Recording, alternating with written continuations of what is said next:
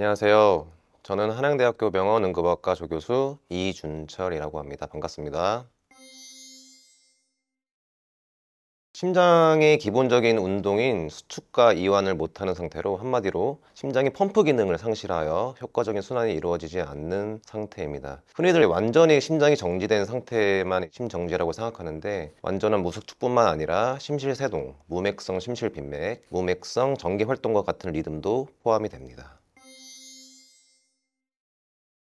일단은 병원 밖 심정지와 병원 내에서의 심정지로 나뉘는데요. 병원 내에서 심정지가 발생하는 것과 병원 밖에서 심정지가 발생하는 것은 많은 상황이 다릅니다. 일반적으로 병원 내에 심정지가 발생하는 경우는 대부분 중환자거나 거기에 준하는 환자들이고, 그렇기 때문에 의료진들이 이를 모니터링을 하고 있는 경우가 많습니다. 그러다 보니 환자가 심정지가 발생을 하더라도 즉각적으로 반응할 수가 있고, 원내 CPR팀을 불러서 전문 심폐소생술을 바로 제공할 수가 있는 그런 장점이 있습니다. 반면에 병원 밖에서 심정지가 발생하는 경우에는 심정지 발생을 직접 목격하지 못할 가능성도 높고, 목격하더라도 목격자가 대부분 일반인들이기 때문에 즉각적인 심폐소생술을 제공하지 못하는 경우가 많습니다. 초기 심정지 대응이 매우 중요하기 때문에 기본 심폐소생술을 일반인들을 대상으로 많이 교육을 하고 있습니다. 실제로 약 20년 전 심정지 환자의 생존율은 2%대였지만 최근에는 7에서 8% 정도로 많이 상승을 했고, 뇌기능 회복률도 20년 전 1%도 되지 않았지만 최근 통계에서는 5%대로 많이 상승되어 있습니다. 그럼에도 불구하고 병원 밖 심정지 환자의 40% 미만이 일반인으로부터 심폐소생술을 받았고,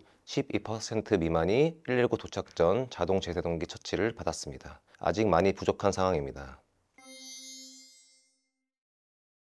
초기 대응이 매우 중요한 이유는 우선 심장으로부터 혈액을 공급받지 못하는 순간부터 4분이 지나면 뇌, 폐, 콩팥 같은 주요 장기의 손상이 시작됩니다. 그리고 12분이 이상이 지나면 이 심정지 환자의 생존율은 5% 미만이 됩니다. 또한 아까 말씀드렸던 심정지 환자 중 심실세동, 무맥성 심실빈맥을 보이는 환자는 제세동 치료가 필요한데, 이러한 제세동이 필요한 환자가 10분 이상 제세동을 제공받지 못하면 환자의 생존율은 10% 미만이 됩니다.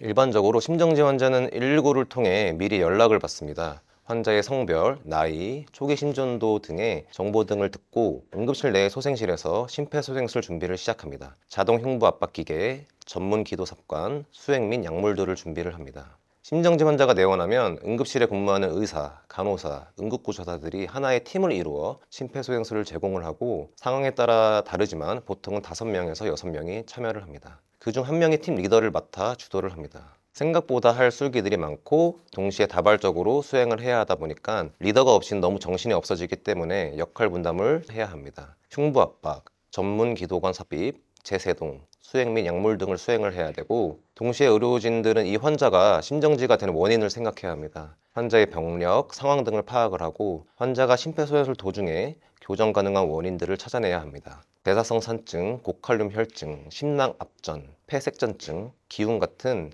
가역적 원인이 있는지 혈액 검사, 침대 옆 초음파 검사 등을 해서 검사를 시행하게 됩니다.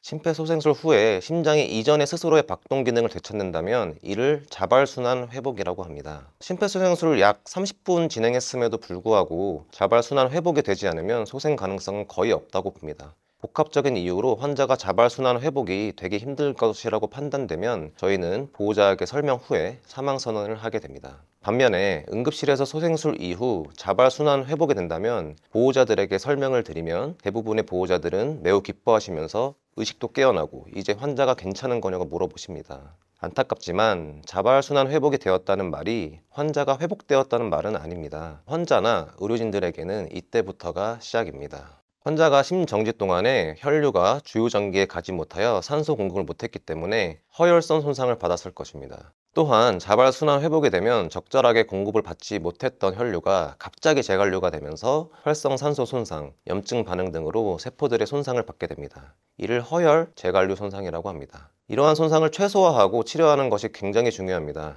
이뿐만 아니라 뇌 기능 보호, 심장 기능 안정, 호흡관리, 혈력학적 안정 유지 등 이 모든 것들을 모니터링하면서 치료를 해야 합니다. 이를 심정지 후 통합치료라고 합니다.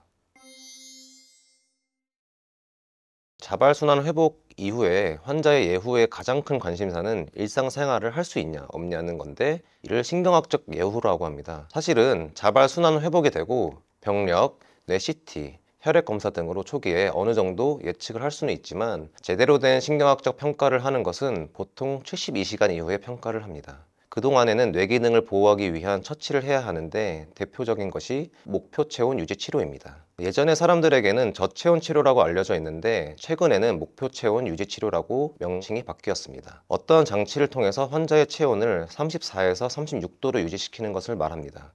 이를 적어도 24시간 유지를 합니다. 여러 뇌기능 보호 처치를 한 후에 72시간 후에 뇌 MRI, 뇌파 검사를 통해서 환자의 최종 신경학적 예후를 평가를 하게 됩니다.